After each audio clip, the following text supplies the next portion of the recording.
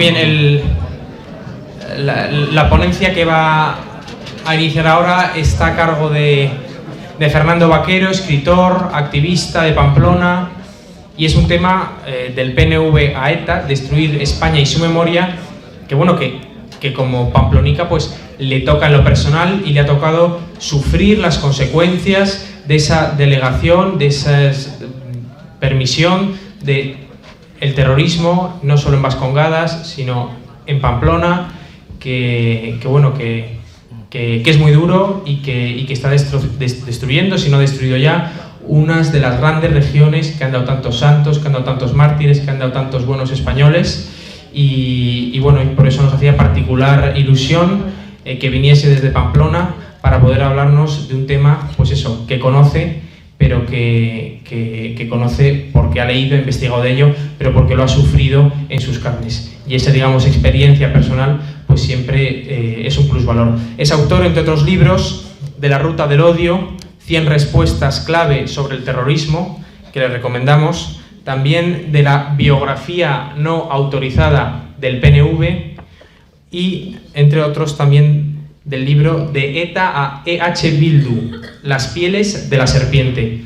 Todos y alguno más los pueden adquirir en la mesa de los libros. Así que con un fuerte aplauso y agradeciéndole su presencia entre nosotros, tiene la palabra.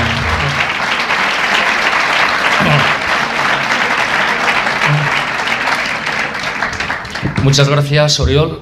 Muchísimas gracias a Luz de Trento por organizar este tipo de eventos que son cada vez más necesarios. Y muchísimas gracias a Luz de Trento por contar conmigo, porque así como el resto de ponentes son escritores consagrados, docentes experimentados y comunicadores reconocidos, pues yo soy un modesto activista de provincias y se agradece pues mucho esta acogida.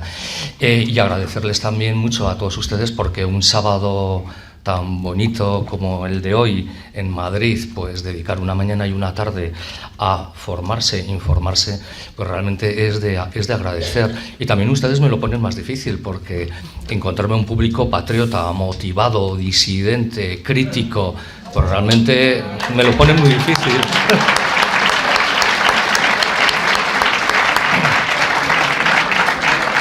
Bien, vamos a intentar en los minutos de esta ponencia encajar 4 conceptos que corresponden a categorías también muy dispares. El primero es el de nacionalismo, que es una ideología política. El segundo es el de progresismo, que es una tendencia de carácter más bien tendencialmente filosófico, con expresiones y proyecciones políticas, etc. El tercero es el de terrorismo, que es una expresión particularmente perversa de una categoría superior, que es el de la violencia política. Y el cuarto es memoria democrática, memoria histórica, que es una técnica de ingeniería social mayormente de virtualidad jurídica, sustentada en una supuesta verdad histórica, pero de perspectiva sectaria. Quiero partir en este recorrido de una experiencia común que seguramente muchos de ustedes han experimentado si pasean por las calles y plazas de los pueblos y ciudades de Vascongadas y Navarra. Observarán una impresionante presencia de icurreñas de todos los tamaños, de todo tipo de edificios y lugares. Por el contrario, se evidencia se observa una ausencia casi total de banderas españolas, apenas presentes en unos poquitos edificios de la residual administración central. Esta realidad no es una casualidad, pues responde a una voluntad política muy concreta, que es la de eliminar de los espacios públicos cualquier presencia simbólica que recuerde a España, lo español, su historia y sus significados. Es un fenómeno realmente que se produce en otros ámbitos de la vida pública, de la vida social, de las instituciones, del imaginario público, del simbolismo público y privado de estos territorios. Se da de manera sangrante en la enseñanza vasca y navarra, de modo que en ambas ha desaparecido cualquier referencia a la historia común española o a cualquier lazo que pueda indicar algún tipo de vinculación con los territorios vecinos. Lo autóctono, lo propio, es destacado y expuesto desde una perspectiva nacionalista, sacralizada, exclusiva y excluyente. Y lo mismo sucede con la residual enseñanza del idioma español, idioma que es considerado por los activistas del euskera y por la inmensa mayoría de la clase política como un idioma que hay que extirpar para que pueda sobrevivir el euskera. Bien, así, a modo de grotesco ejemplo, pues pueden comprobar que conforme los libros de texto de Navarra, por poner un ejemplo, en concreto estoy pensando en un libro de geografía de un sobrino mío, pues ¿cómo describe el río Ebro? Bueno, pues el mayor caudal de agua que transita por Navarra, limitándola geográficamente por el sudoeste, desde Viana hasta Portes de Navarra. Impresionante. Bien, en la todopoderosa Euskal Telebista, pues las cosas son similares. Eso sí, despliegan magníficas series televisivas muy bien financiadas, provistas de modernísimos recursos técnicos que responden a títulos tan sugerentes como Baskonia desde el aire, una historia de Baskonia, Euskal Herria, la mirada mágica, Aquelarre, etcétera, etcétera. En la universidad, especialmente en la Universidad del País Vasco, el panorama es similar, eso sí, todo muy vasco, inclusivo, ecofeminista, científico, incluso multicultural. En ese contexto, la desaparición muy reciente de la Guardia Civil de las carreteras de Navarra o la enajenación del histórico cuartel militar de Loyola al Ayuntamiento de San Sebastián, ambos hechos acaecidos a finales del año pasado, pues son seguramente los últimos flecos de una precisa y sistemática agenda desnacionalizadora de la identidad española. Esta senda meticulosamente trazada y ejecutada por los nacionalistas vascos y otros colaboradores es un fruto voluntarista de su ideología. Así, Sabino Arana y cuantos intelectuales orgánicos le siguieron aplicaron sus prejuicios dogmáticos en la historiografía, la política, la filología, la teología, la antropología, el folclore, la literatura, etc., prefigurando en sus escritos y en sus pesadillas tan precisa labor de deconstrucción de lo español. A esta labor de destrucción se ha incorporado como una herramienta más de su arsenal la filosofía de acción política y las técnicas de reingeniería social englobados en los términos de memoria histórica y memoria democrática. Un verdadero intento de modificar el pasado, la misma historia y la conciencia de personas y comunidades para controlar el futuro. Debemos partir de una premisa. Todas las izquierdas, pero también todos los nacionalismos vascos, comparten una similar filosofía de la historia, una concepción análoga de la política, una optimista antropología común, un indisimulado odio a todo lo que se remita a tradición, historia, memoria, herencia, proyecto común, españoles, evidentemente. Así, socialistas, poscomunistas, nacionalistas, progresistas, socialliberales, también muchos centroderechistas, pues todas estas corrientes políticas se nutren de los dogmas que nacieron de la Ilustración, que conformaron la modernidad y que en su deriva actual integran ese paradigma fluido y en permanente reelaboración que es la posmodernidad en la que nos desenvolvemos todos. Esta labor de deconstrucción, lo hemos comentado, se ha servido de manera privilegiada del instrumento del terrorismo, verdadero acelerador y antecesor de la memoria democrática. De hecho, fue el terrorismo de ETA el que rompió y combatió desde el minuto cero el llamado consenso fundante del actual régimen, presentando a las izquierdas radicales que eclosionarían con Podemos y con el reposicionamiento del Partido Socialista, una perspectiva estratégica que impugnaba todo el relato de estos últimos 40 años y que se podría resumir así. La transición fue una farsa al servicio de las oligarquías neofranquistas travestidas en pseudodemocráticas y ETA fue el actor que desde el minuto cero lo vio claro.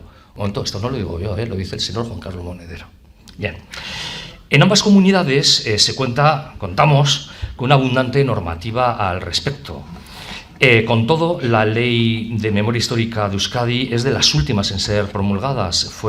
Es la Ley 9/23 de 28 de noviembre, que fue aprobada con los votos favorables de PNV, socialistas, bilduetarras y podemitas, y con los poquitos votos contrarios del Partido Popular, Ciudadanos y Vox. Para la implementación de sus medidas existe un Instituto de la Memoria, la Convivencia y los Derechos Humanos, Gogora, dirigido por Aintzane Ezenarro. A lo mejor a ustedes no les suena mucho, pero les recordaré. Era la mano derecha de Patxi Zabaleta y una potente exparlamentaria del Partido Abertzale, Aralar. Estos son los peones de los que se sirve el Partido Nacionalista Vasco para implementar su agenda. En Navarra se promulgó, bastante pronto, por cierto, y fue de las primeras comunidades españolas, desgraciadamente, tenemos, pues entre otras, la Ley Foral 33 de 2013, de 26 de noviembre, según dice, de reconocimiento y reparación moral de las ciudadanas y ciudadanos navarros asesinados y víctimas de la represión a raíz del golpe militar de 1936. Posteriormente, y en línea con lo anterior, se promulgó la Ley Foral 29/18 de 26 de diciembre de lugares de memoria histórica de Navarra. Y a su servicio se constituyó, dentro del Departamento de Memoria y Convivencia, un Instituto Navarro de Memoria que, según dice, tiene como objetivo ser una herramienta clave en el impulso de políticas públicas de memoria que avancen en la construcción de una sociedad más justa, más ética, más democrática, desde la promoción de una cultura de paz y respeto y desde el recuerdo de la realidad traumática de nuestro pasado. Un pasado en el que también en ocasiones se remiten al terrorismo y siempre en cada párrafo, bien de la ley o de las normas que desarrollan, hablan del terrorismo, de organizaciones clandestinas y de la violencia desplegada por los cuerpos policiales españoles. Bien. Sin embargo, por si fuera poco semejante caudal normativo, pues para el nacionalismo vasco acostumbrado a ejercitar la violencia política en sus diversas formas, esta legislación no era suficiente. De modo que, retomando esa función de vigilantismo social que caracterizó a ETA con su persecución de todo tipo de enemigos, a los que declaraba como tales, ha perpetrado numerosos actos vandálicos coadyuvantes de ese espíritu sectario. Recordemos algunos recientes. Por ejemplo, el intento de derribo de la cruz elevada en el monte Olarizú de Vitoria en diciembre de 2018. Fue una cruz instalada en 1952, meses después se le instaló una placa dedicada a los sacerdotes alaveses caídos por Dios y la patria en la Guerra de Liberación y, lógicamente, tenía que ser derribada. Bien. Me refiero también a la cruz elevada en 1958 en memoria de los marinos de Endarroa fallecidos en el hundimiento del crucero Baleares. Fue derribada por las activistas de Ernai, que es la organización juvenil de la izquierda abertzale de Sortu, en enero de 2019. La cruz del monte Lemoatza de la localidad de Lemoa. Ernai, esta organización, la derribó el 11 de octubre de 2021 y lo justificaron así, y creo que es muy significativo. Nos toca hoy más que nunca luchar contra el fascismo y el régimen del 78, porque la memoria es el eje central y porque las nuevas generaciones queremos y necesitamos otra Euskal Herria.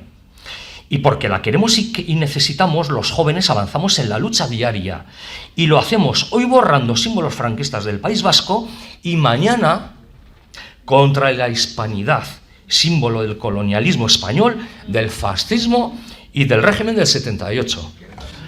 Creo que se olvidaron de mencionar el natural orden cósmico.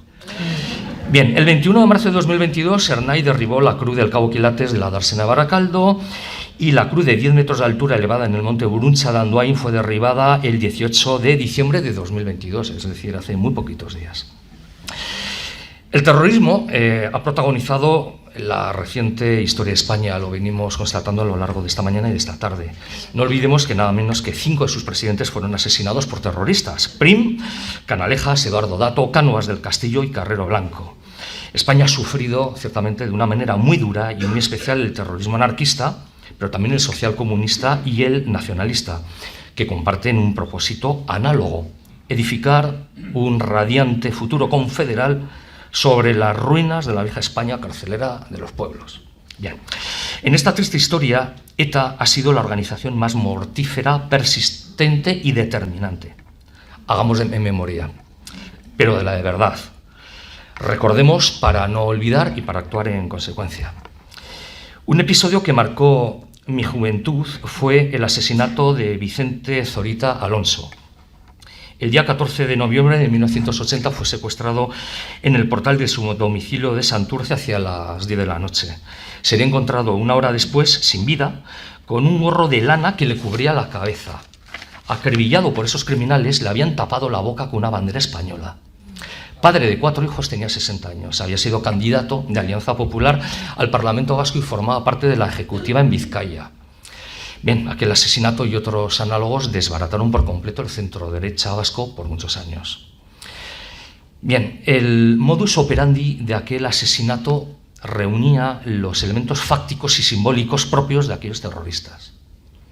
Deshumanización del adversario al que declaraban enemigo sin posibilidad de apelación alguna, cobardía extrema, impunidad casi asegurada, espíritu justiciero, porque ETA militar en su reivindicación aseguró que la habían interrogado, pues le imputaban, al igual que Alianza Popular, una vinculación colectiva a la oligarquía y a la represión del pueblo vasco. ¿Qué pudo sentir y pensar aquella persona en los minutos en que fue secuestrado, maniatado, interrogado, torturado y escarnecido? ¿Y sus despiadados asesinos? Lo que es evidente es que lo que les impulsó a semejante crimen fue un profundo odio, casi animal, pero paradójicamente racionalizado por unos estrechos ideológicos, esquemas dogmáticos y cerrados.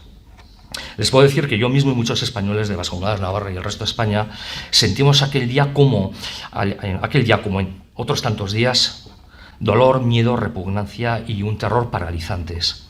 De esta manera los asesinos conseguían buena parte de sus objetivos. Ese mismo odio se sigue palpando hoy día a día en la sociedad vasca y navarra, de una manera unas veces muy discreta, ignorando o eliminando cualquier mención a lo español desde las mismísimas instituciones municipales autonómicas, y otras contundentemente, como cuando periódicamente cientos o miles de abertzales gritan en sus manifestaciones, entre otros, el triste pero nunca repetido españoles hijos de puta. Pero también cuando los líderes del PNV se niegan a mencionar reiteradamente la palabra España y la remiten al eufemismo de el Estado, a la vez que reiteran que no se siente en España y que aquello no es España. Esto viene de lejos. En la Constitución del Centro Vasco de Bilbao en julio de 1894, que fue la primera iniciativa política de Sabino Arana, en su artículo 27 de los estatutos se establecía: queda absolutamente prohibida la entrada en el local de la sociedad a extranjeros que profesen otra religión o que procedan de nación enemiga de Vizcaya. Ahí estaba sintetizado su programa vigente hoy, y que vamos a resumirlo de esta manera. El pueblo vasco tiene enemigos inmemoriales que han intentado aniquilarlo. España es la enemiga y el pueblo vasco tiene derecho a todos los instrumentos para liberarse. Hoy día, sus estatutos, los actuales son del 10 de diciembre de 2020, se han suavizado un poquito. Voy a leer dos de ellos. El primero dice: Eusko Alderdi Jeltzalea, fundado por Sabino Arana y Goiri, recibe su nombre del lema Jaungoikoa eta lege zarra, Dios y leyes viejas, como bien saben. Expresión que conjuga una concepción trascendente de la existencia con la afirmación de la nación vasca, cuyo ser político ha de expresarse a partir de la plena recuperación de su soberanía nacional. Bien, España evidentemente no aparece por ningún lado. En su artículo segundo dice: el Partido Nacionalista Vasco se define a sí mismo como partido vasco, democrático, participativo, plural, aconfesional y humanista, abierto al progreso y a todos los movimientos de avance de la civilización que redunden en beneficio del ser humano. Casi nada. Hay que ser realmente muy brutal para oponerse a un programa tan maravilloso. Bien, estos estatutos y anexos ocupan nada menos que 64 páginas. Bueno, pues si ustedes realizan el ejercicio de buscar la palabra España, fracasarán porque no existe la palabra España en ni una sola ocasión. Sí que figuran 3 veces, que no es lo mismo, Estado español y Estado francés, juntitos, exclusivamente cuando regulan cuestiones relacionadas con las incompatibilidades de los cargos electos del partido. En coherencia con esto, pues entiendo que son muy conocidas por todos ustedes esas expresiones brutales que Sabino Arana dedicara a los inmigrantes españoles, los maquetos, que conforme a su juicio asolaban su amada Vizcaya. Bajitos, ennegrecidos, carentes de inteligencia, más parecidos a los chinos de coleta, proclives al socialismo y a la masonería, incapaces de andar erguidos, promiscuos que únicamente bailan el agarrao, vagos, torpes y religiosos. Sin embargo, al final de su vida, Sabino Arana propuso otra empresa política en aparente ruptura con todo ello que denominó Liga de Vascos Españolistas. ¿Pero qué fue eso, no? Para algunos ese tránsito fue sincero. La estancia en la cárcel le habría transformado. Otros consideraron, sin embargo, que su debilitamiento físico le arrastró a una deriva moral y doctrinal. ¿Qué pasó realmente? Bueno, pues ahora ya sabemos lo que pasó. Entre los papeles de Sabino Arana, que su viuda vendió al PNV unos años después de su muerte, de Sabino, figura una doble hoja de texto inacabado que nunca fue publicado hasta 1979, en que fue publicado de la mano del historiador Javier Corcuera. Y dice así, Sabino Arana: he creído llegado el momento oportuno de simular una retirada en toda regla para engrosar nuestras filas, combatir a mansalva y trabajar secretamente nuestra orientación al norte. Instantáneamente se me ha presentado esta idea como seguramente salvadora de llevarse a la práctica. Nuestro triunfo se me ofrece seguro y próximo: la independencia de Euskadi, bajo la protección de Inglaterra, que será un hecho en día no lejano. Este movimiento parece de defensa, no, es de ataque. El enemigo no podrá concebirlo, así que el plan comience a realizarse. José Antonio Arrandiaga, uno de sus discípulos más próximos, escribió a su amigo Engracio Aranzadi, paisano mío por cierto, pues una carta para intentar explicar este extraño giro, esta especie de ataque de locura de su maestro, ¿no? Y entonces lo explicaba de esta manera: para ello se vale don Sabino de un programa titulado, al menos por ahora, Vasco Españolista. Este programa tendrá la virtud de disminuir las fuerzas del enemigo y de aumentar las nacionalistas. Y esa es la evolución al españolismo. ¿Que cómo? Pues deseando que el regionalismo prospere en nuestro país y cunda por España, estableciéndose pleitos y contiendas entre las diversas regiones o aislándose unas de otras de modo tal que no les importe la totalidad de España. Propaguemos ahora el regionalismo vasco-españolista para que sea engendrador de 20 o más regionalismos españoles. Empecemos nosotros a ser regionalistas y al ver nuestro hermoso programa ha de cundir también entre ellos el mismo espíritu y de ese modo ha de conseguirse la debilitación del conjunto hispano y se nos ofrecerán coyunturas para ir intensificando más y más nuestro regionalismo hasta llegar a renegar de toda unión con las demás. Así, Sabino Arana diseñó en vida esa política gradualista y tacticista que seguirá, según las circunstancias del momento, el Partido Nacionalista Vasco. Aquel falso tránsito al españolismo fue un ejercicio de maquiavelismo político, una cesión táctica, pero siempre en función de su estrategia marcada por el odio a España y a los españoles. Avancemos en la historia, demos un salto de 6 décadas y dejemos atrás Restauración, dictadura de Miguel I de Rivera, la Segunda República, la Guerra Civil, la autonomía vasca en 1936, la derrota del ejército Gudari y su entrega a los italianos en Santoña en el 37, su connivencia con los alemanes en la Francia ocupada, su trabajo al servicio de los servicios secretos anglosajones durante algo más de una década. Y situémonos en el curso académico 1951-1952, que es cuando nace en el entorno del PNV de Bilbao un grupo de estudios llamado EKIN, integrado por una serie de activistas después todos ellos muy conocidos: José María Benito del Valle, Iñaki Gainzarain, Guru Chansola Larrañaga, José Manuel Aguirre y Julen Maradiaga. Este grupo,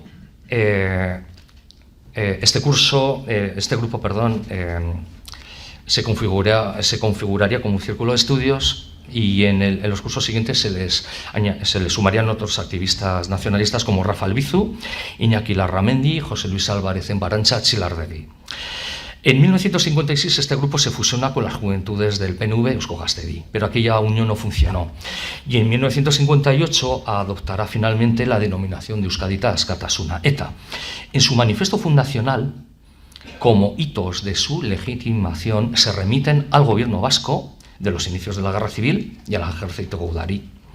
Y ya al año siguiente, en 1959, perpetra los primeros atentados terroristas, si bien nunca los reconoció oficialmente, que fueron una primera bomba en el diario Alerta Santander el 25 de octubre, un bidón que hizo explosionar en el gobierno civil de Vitoria el 7 de noviembre y el día 13 siguiente un tercer artefacto que explotó en la Jefatura Superior de Policía de Bilbao. No mucho después, el 17 de junio de 1961, ETA perpetra su primer atentado reconocido al tratar de hacer descarrilar un tren de excombatientes del bando nacional. En mayo de 1962 se celebra la primera asamblea en el monasterio benedictino de Nuestra Señora de Belloc de Urt, Francia, en el que se definen como Movimiento Revolucionario Vasco de Liberación Nacional. Les sonará la expresión, ¿verdad? Con los objetivos de independencia, defensa del euskera y un Estado aconfesional.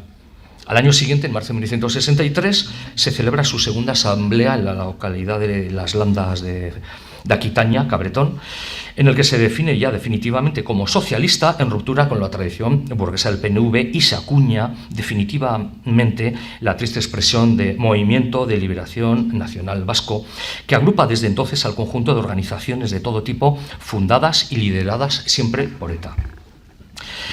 Entre abril y mayo de 1964 tiene lugar la tercera asamblea en Bayona, decantándose por la lucha armada, es decir, por el terrorismo. Es el momento en el que redactan su documento La insurrección en Euskadi, en el que afirma, y es interesante conocerlo para entender su mentalidad, en el que se afirma que cuando la política ha agotado todos sus medios, se impone la guerra justa de liberación. En tal situación se encuentran todos los pueblos sometidos a la ocupación extranjera, violados y pisoteados, y que habiendo sido violentamente anexionados, y este es nuestro caso, se les ha declarado parte integrante del Estado opresor.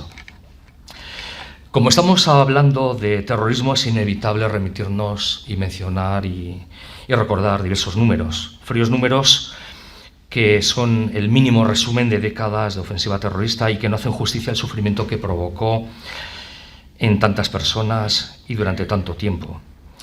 Constituyen una aproximación muy limitada a tan triste fenómeno, pero debe hacerse un esfuerzo y un ejercicio de memoria y empatía para tratar de comprender que cada unidad de tales categorías, asesinatos, heridos, secuestros, etcétera, pues apenas es la simple fachada de un torbellino de emociones, de sufrimientos directos e indirectos, mantenidos en el tiempo, incluso acrecentadas, muchos vigentes hoy, y de consecuencias imprevisibles y siempre deshumanizadoras, también para sus supervivientes. Todo ello fruto del odio. Las sucesivas generaciones de terroristas de ETA optaron libre y voluntariamente por el terrorismo más cruel e inhumano.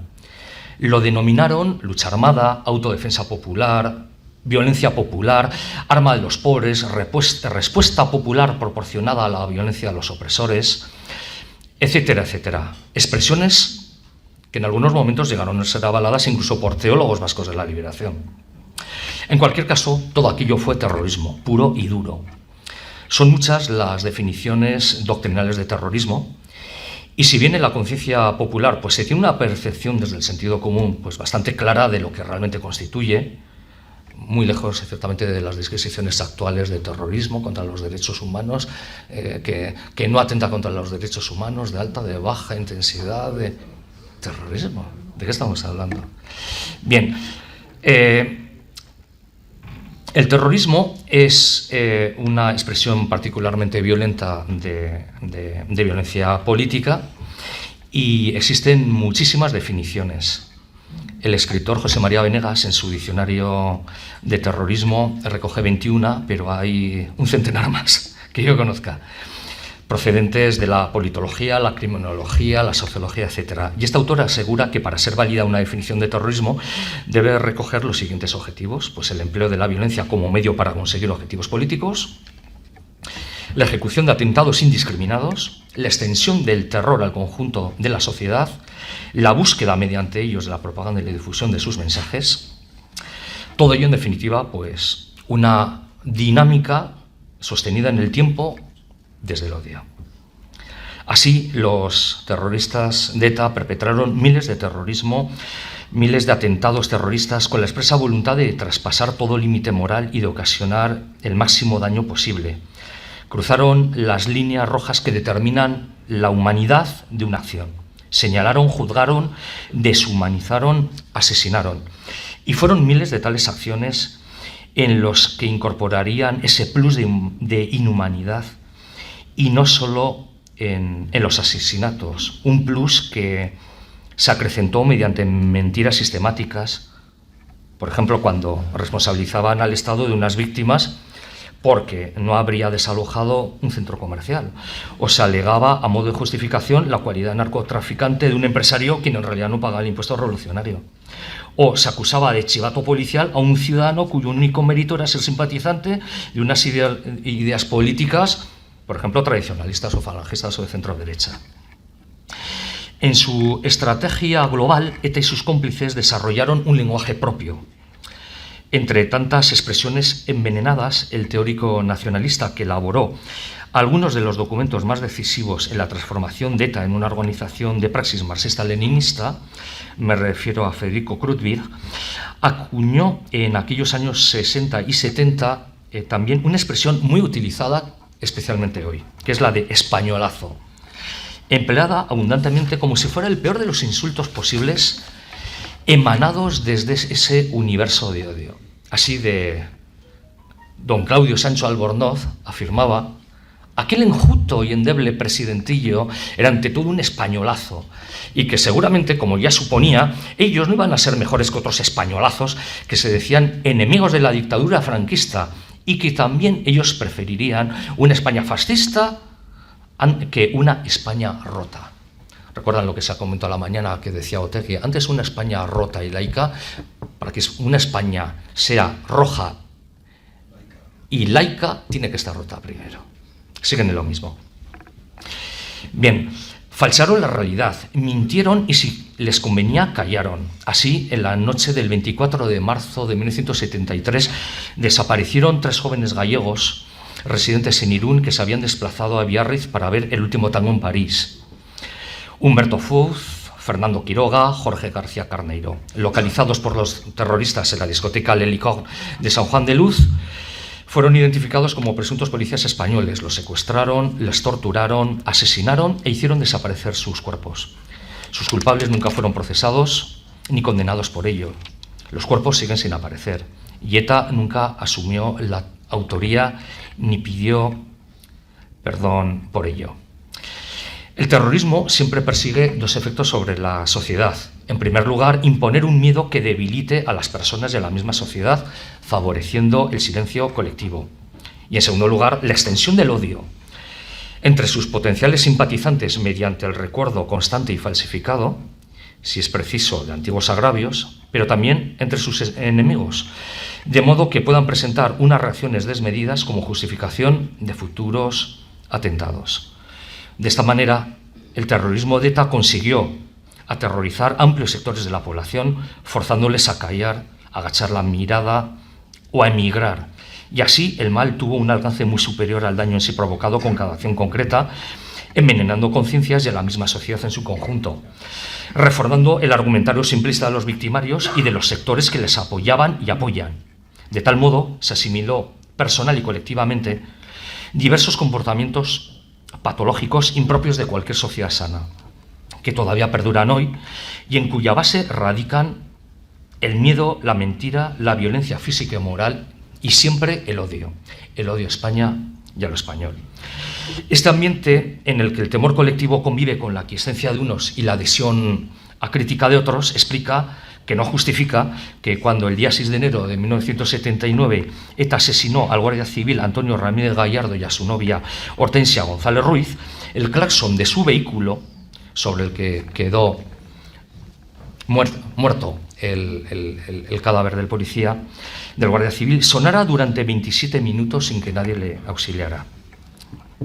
A lo largo de estas décadas de terror, no solamente entre militares, policías y guardias civiles, se extendió el denominado Síndrome del Norte, construido a base de terror indiscriminado, odio feroz y hostilidad pública que cobraría a muchas víctimas anónimas y no reconocidas.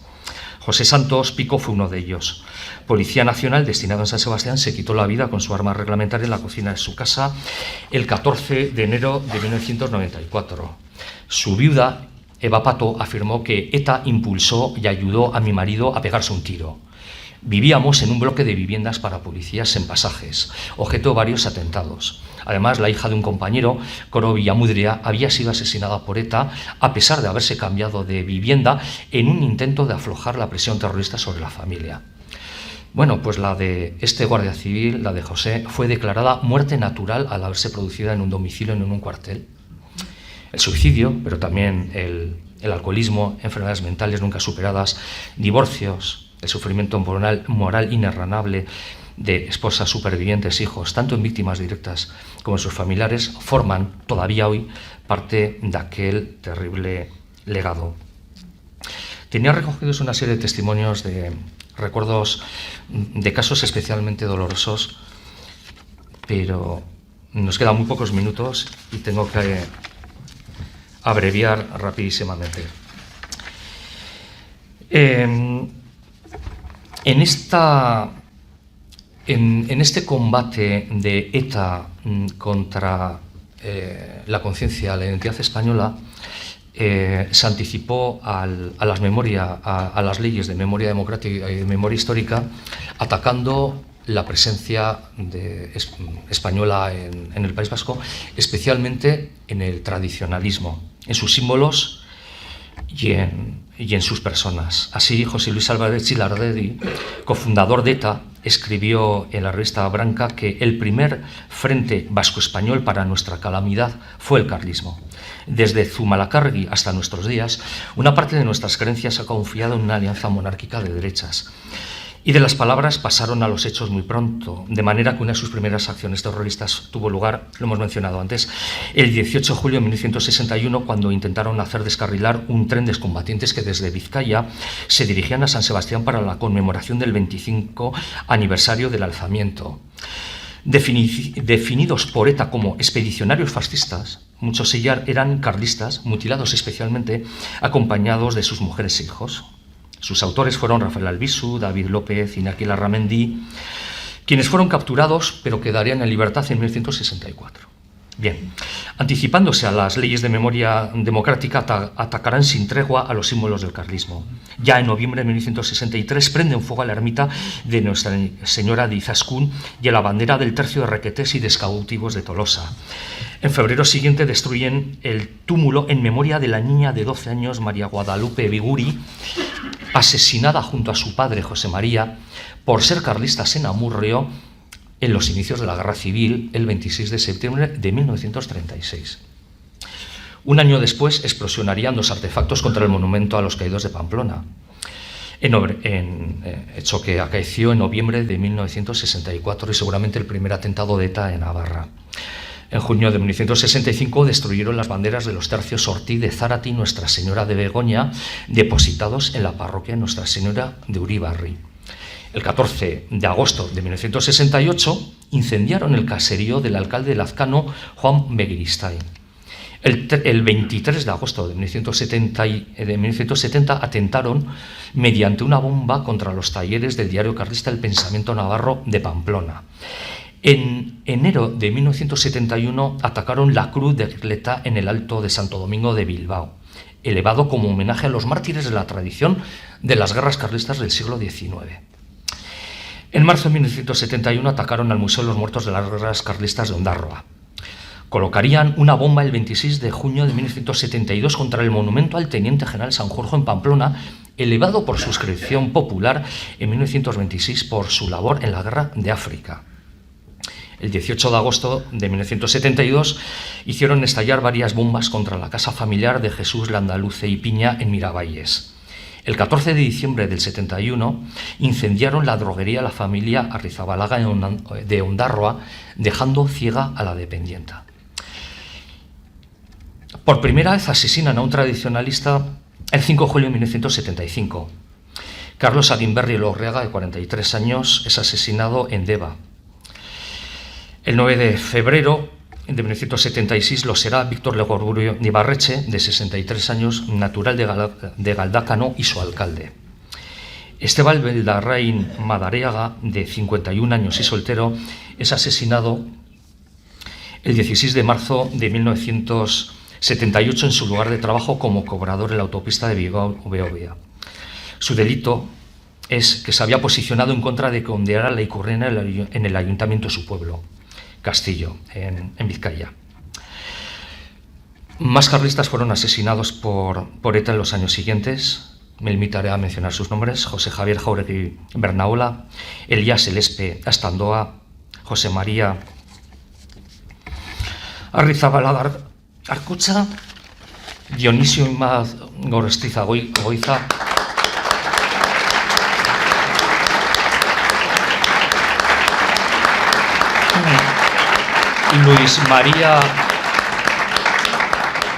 Luis María Uriarte Alzá, Jesús Ulayar Liciaga. Pero ETA también asesinó a otras personas vinculadas con el tradicionalismo, bien porque militaron en el tradicionalismo de jóvenes o porque su familia era tradicionalista. Es el caso de Juan María Araluce Villar, presidente de la Diputación de Guipúzcoa, el comandante de la Policía Nacional Joaquín Imaz Martínez, asesinado en Pamplona, Jesús María Velasco Zuazola, comandante de caballería del Cuerpo de Miñones de la Diputación Foral, Ignacio Arocena Arbelaiz, taxista de Oyarzún. Un caso especialmente dramático fue Ramón Magreto Martínez, simpatizante de UCD, concejal de Azcoitia. Fue asesinado en 1980, pero es que unos años antes había salvado la vida de uno de sus asesinos cuando el niño, que luego le asesinó, iba a ser aplastado con un camión y él arriesgó su vida para evitar que fuera aplastado por ese camión. También fueron asesinados otros tradicionalistas, como fueron José María Urquiza Goyogona, José Luis Pretocracia, Jesús Alcocer Jiménez, José Larrañaga Arenas, Gregorio Ordóñez Fenoyar, Carlos Díaz de Arcocha, Juana Tares Peña, José Ignacio Iruretagoyena